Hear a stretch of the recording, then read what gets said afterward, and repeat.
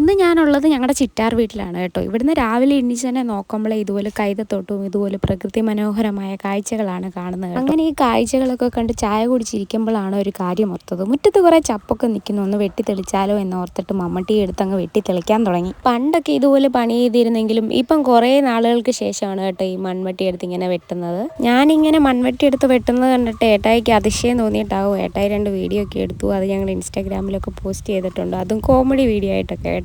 ഞാൻ പുതിയൊരു അതിഥി വന്നിട്ടുണ്ടെന്ന് പറഞ്ഞ് പരിചയപ്പെടുത്തിയിരുന്നു. ഇതാണ് ഞങ്ങളുടെ മസ്കാരക്കുട്ടി. ഇവളും എൻ്റെ കൂടെ തന്നെ ചെത്തുവാണ് കേട്ടോ. അവൾക്ക് ഇതൊരു കളിയൊക്കെ ആയിട്ട് അവൾ ആസ്വദിക്കുവാണ്.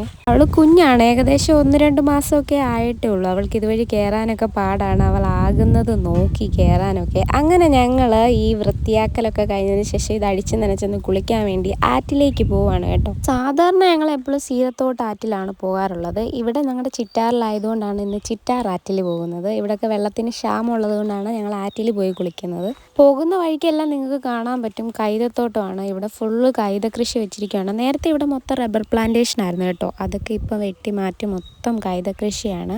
ഞങ്ങളിത് എപ്പോഴും കാണുന്നതായതുകൊണ്ട് ഞങ്ങൾക്ക് അത്ര ഭംഗിയായിട്ടൊന്നും തോന്നത്തില്ലെങ്കിലും പുതിയതായിട്ടൊരാൾ കാണുമ്പോൾ ഇത് ഭയങ്കര ഭംഗിയായിട്ട് തോന്നും. അതിമനോഹരമായ പ്രകൃതി ദൃശ്യങ്ങളാണ്. പോകുന്ന വഴി ഒരു നാട്ടുമാവ് കണ്ടിരുന്നു. അപ്പോൾ ആ നാട്ടുമാവിൻ്റെ ചോട്ടിൽ കിടന്നൊരു മാങ്ങ കിട്ടി. ഞാൻ അങ്ങനെ അതെടുത്ത് കടിക്കുകയൊക്കെ ചെയ്തു.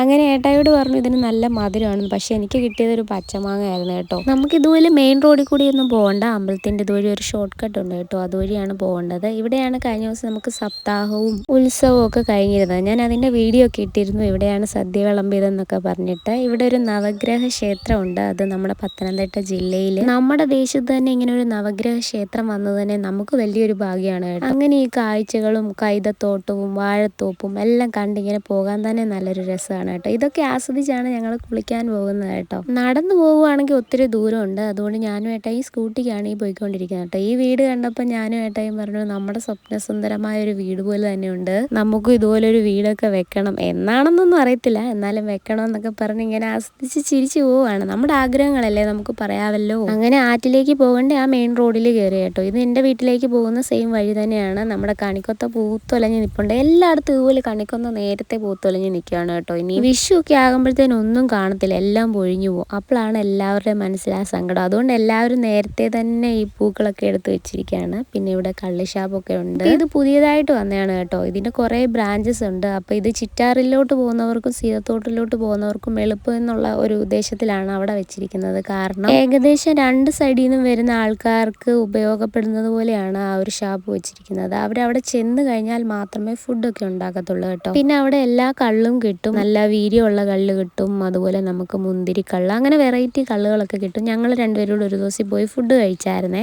മധുരക്കള്ളും കിട്ടും, പക്ഷെ നല്ല റേറ്റ് ആണ്. നമ്മുടെ ഈ പരിസരത്തു നിന്ന് തന്നെ ചെത്തിയെടുക്കുന്ന കള്ളാണെന്നാണ് അവർ പറഞ്ഞത്. പൊടിയൊന്നും ചേർക്കാത്ത നല്ല ഫ്രഷ് ആയിട്ടുള്ള കള്ളാണ്, ആർക്ക് വേണേലും കുടിക്കാമെന്നൊക്കെ പറഞ്ഞിരുന്നു അന്ന്. എവിടെ നോക്കിയാലും പോകുന്നിടത്തെല്ലാം മാങ്ങയും തേങ്ങയും ചക്കയൊക്കെ മൊത്തം വിരിഞ്ഞ് നിൽക്കുകയാണ്. വിളവെടുപ്പിൻ്റെ ഒരു മാസം എന്ന് പറയുന്നത് പോലെ മൊത്തം പച്ചപ്പ് നിറഞ്ഞ് നിൽക്കുകയാണ് കണ്ടോ. മൊത്തം ഇത് കട്ടുപടലാണ്. എല്ലാവരും എന്നോട് ചോദിച്ചിട്ടില്ലേ എൻ്റെ കാടും പടലിലെ പടൽ എന്താണെന്ന്. ആ പടലിൻ്റെ ഏകദേശം ഇതാണ്, നമ്മുടെ കട്ടുപടലാണ്. നമ്മുടെ ഇവിടെ ഈ സ്ഥലങ്ങളിൽ മൊത്തം കട്ടുപടലാണ്, റബ്ബർ തോട്ടങ്ങളിൽ ഫുള്ള്. അതുകൊണ്ടാണ് ഞാൻ പടൽ എന്നിട്ടിരുന്നത്. പോകുന്ന വഴിക്കെല്ലാം തേക്കും തൈകൾ വെച്ച് പിടിപ്പിച്ചേക്കുന്നത് കണ്ടോ കേട്ടോ. നമ്മുടെ സീതത്തോട് പഞ്ചായത്തിൽ നിന്നൊന്നും തേക്ക് മുറിക്കാനോ അതുപോലെ പ്ലാവ് മുറിക്കാനോ അങ്ങനെ ഒന്നും പറ്റത്തില്ല. എന്താ വെച്ചാൽ ഫോറസ്റ്റ് ഏരിയ ആയതുകൊണ്ടാണ്. അങ്ങനെ അവസാനം കാര്യങ്ങളൊക്കെ പറഞ്ഞ് നമ്മുടെ ആറ്റും തീരത്ത് എത്തിയിട്ടുണ്ട്. ഞാനിവിടെ ആദ്യമായിട്ടാണ് വരുന്നത്. ഏട്ടൻ്റെ ഫ്രണ്ട്സൊക്കെ ആയിട്ട് ഏട്ടൻ ഇവിടെ വന്ന് കുളിച്ചിട്ടുണ്ട് കുറേ തവണ. പക്ഷേങ്കിൽ എൻ്റെ വരവ് ആദ്യമായിട്ടാണ്. സീതത്തോട് ആറ്റിലൊക്കെ പോയി കുളിച്ചിട്ടുണ്ടെങ്കിലും അപ്പുറത്ത് വശം വേറൊരു കര ആൾക്കാർ താമസിക്കുന്ന അങ്ങനെയൊക്കെയാണ്. പക്ഷേ ഇവിടെ എന്ന് പറയുമ്പോൾ നേരെ തിരിച്ചാണ്. അക്കരെ എന്ന് പറയുമ്പോൾ കാടാണ്, വന്യമൃഗങ്ങൾ ജീവിക്കുന്ന വലിയ കാടിന് തീരത്തുള്ള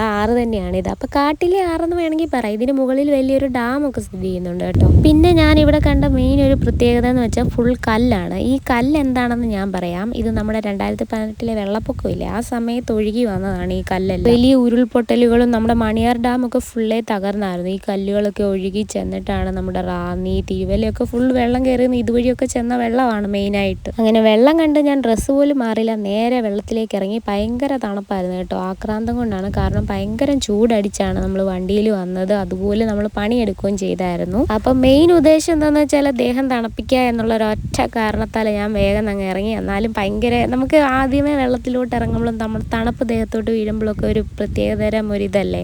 അങ്ങനെ ഞാൻ ഇറങ്ങി കുളിച്ചു, അങ്ങനെ ജസ്റ്റ് ഒന്ന് മുങ്ങി. എന്നിട്ട് എന്നിട്ട് അവിടെ ഇരുന്നു. അങ്ങനെയൊക്കെ ആയിരുന്നു. അതിന് ശേഷമാണ് നമ്മൾ ഡ്രസ്സൊക്കെ അലക്കാൻ തുടങ്ങിയത്. കുറച്ച് അലക്കാനുണ്ടായിരുന്നു, അതൊക്കെ അലക്കി ഞാൻ മുഴുവൻ അലക്കി കൊടുത്തു. ഏട്ടൻ ഈ വെള്ളത്തിൽ പിഴിഞ്ഞു. അങ്ങനെയൊക്കെ ആയിരുന്നു. അങ്ങനെ കുറേ നേരം ഞങ്ങൾ ആ വെള്ളത്തിലൊക്കെ ഇരുന്ന് കളിച്ചുകൊണ്ടിരുന്നപ്പോഴാണ് കുറേ ബംഗാളികൾ കുളിക്കാൻ വേണ്ടി ഇറങ്ങി വന്നു കേട്ടോ. പിന്നെ ഞാൻ ആ വെള്ളത്തിൽ നിന്ന് കയറണോ ഫോൺ എടുത്ത് വീഡിയോ എടുക്കണോ എന്നറിയാൻ പറ്റാത്ത ഒരു സിറ്റുവേഷനായി പോയി. ഞാൻ അവർ പോകുന്നിടം വരെ ഒരു അരമണിക്കൂറോളം ആ വെള്ളത്തിൽ കിടക്കുമായിരുന്നു, അതേ കിടപ്പ്. ഇതിന്റെ മുകളിൽ ഒരു പാറ പൊട്ടിക്കുന്ന ക്വാറി ഉണ്ട് കേട്ടോ. അവിടെ നിന്നപ്പോൾ ആൾക്കാരൊക്കെ പണി കഴിഞ്ഞിട്ട് നേരെ വന്ന് കുളിക്കുന്ന സ്ഥലം കൂടിയാണിത്. ഞാൻ 1-2 പേര് വന്നപ്പോൾ ഞാൻ വിചാരിച്ചു ഇതിപ്പോൾ കഴിയുമായിരിക്കും. പക്ഷെ ഇങ്ങനെ ആൾക്കാർ 10-50 പേര് കുളിക്കാൻ അങ്ങ് വന്നു. അന്നേരപ്പോഴാണ് ഞാൻ പെട്ടുപോയത്. അവരും എന്നെ അത്ഭുതത്തോട് നോക്കുന്നു, ഞാനും അവരെ അത്ഭുതത്തോട് നോക്കുന്നു. കാരണം അവരെന്നും കുളിക്കാൻ വരുമ്പോൾ ഇങ്ങനെ ഒരു സ്ത്രീയെ ഇവിടെ കാണാറില്ലല്ലോ, ഇതാദ്യമായിട്ടല്ലേ. നമ്മൾ കുളിക്കുന്നതിന് നേരെ താഴെ ഒരു കട ഉണ്ടായിരുന്നു. അപ്പോൾ അവിടെ ഒരു ചേട്ടൻ കാണിച്ച ഒരു വലിയ കലാവിരുതാണ് ബിയർ കുപ്പി വെള്ളത്തിലടുക്കി ഇങ്ങനെ വെച്ചിരിക്കുന്നത്. കണ്ടപ്പോൾ എനിക്ക് കൗതുകം തോന്നി. ഞാൻ ആരോടും ചോദിച്ചില്ല, ഒരു വീഡിയോ അങ്ങ് എടുത്തു. പുള്ളിക്കാരൻ അത് വെച്ചിട്ട് മാറിയിരുന്നു. കുറച്ച് കഴിയുമ്പോൾ കാറ്റടിക്കുമ്പോൾ താഴെ വീണ് പൊട്ടുന്നതും കേൾക്കായിരുന്നേ. 2-3 കുപ്പിയെങ്കിലും പൊട്ടിയെങ്കിലും പിന്നെ അയാൾ അത് വെച്ചോണ്ടേയിരുന്നു. പിന്നെ ഈ ബംഗാളി ചേട്ടന്മാർ കുളിക്കാൻ വന്നപ്പോൾ പിന്നെ പുള്ളി അതും കൊണ്ട് അങ്ങ് പോവുകയും ചെയ്തു. പിന്നെ ഒരു പ്രത്യേകത വെച്ചാൽ ഇതിന് വലിയ ആഴമൊന്നും ഇല്ലെങ്കിലും നല്ല ഒഴുക്കുണ്ട് കേട്ടോ. ഇതിന്റെ സെന്റർ ഭാഗത്ത് പോയി നിന്നാൽ നമുക്ക് ഈ കൊച്ചു ഡാം കാണും കേട്ടോ. അയ്യപ്പ എന്നാണ് ഈ ഡാമിന്റെ പേര്. ചെറിയൊരു ഡാം, എനിക്ക് കാണാനൊന്നും പറ്റത്തില്ല. ഏട്ടാ ഇത് ഫോണും കൊണ്ട് സെന്ററിൽ പോയി നിന്ന് എടുത്താണ് കേട്ടോ. എനിക്ക് അത്രയും നടന്നു പോകാൻ പറ്റത്തില്ല, കാരണം ഞാൻ ഒഴുക്കിപ്പെട്ട് പോകും. എനിക്ക് നീന്തലൊന്നും അറിയത്തില്ല, അതുകൊണ്ട് ഞാൻ അതിന് തുടങ്ങില്ല. ഈ സാഹസികമായ വീഡിയോ ഒക്കെ എടുത്തത് ഏട്ടനാണ്. ഞാൻ അതിലൊരു പങ്കും വഹിച്ചിട്ടില്ല. ഞാൻ പകുതി വരെയൊക്കെ പോയി ഏട്ടൻ്റെ കൈ പിടിച്ച്. നല്ല ഒഴുക്കാണ്, താഴോട്ട് നല്ല ഒഴുക്കാണ്, നമ്മൾ പറയുന്നത് പോലെയല്ല. അങ്ങനെ കുളിയൊക്കെ അവസാനിച്ച് ഞങ്ങൾ പോയി 2 ചായയൊക്കെ കുടിക്കാമെന്ന് വിചാരിച്ചു. പിന്നെ ചൂടായതുകൊണ്ട് ചായ വേണ്ടാന്ന് വെച്ചു. പഴംപൊരിയൊക്കെ വാങ്ങിച്ചുകൊണ്ട് വീട്ടിലേക്ക് പോയി. ഞാൻ പറഞ്ഞല്ലോ, ഇവിടെ എല്ലാ തോട്ടത്തിലെയും റബ്ബറൊക്കെ മുറിച്ചതിന് ശേഷം ഫുള്ള് കൈത വെച്ചേക്കുവാണ്. പിന്നെ ഇതുപോലെ മലയും കുന്നും നിറഞ്ഞ പ്രദേശമാണ്. ചിലപ്പോൾ ആ മലമുകളിലായിരിക്കും എൻ്റെ വീടിരിക്കുന്നത്.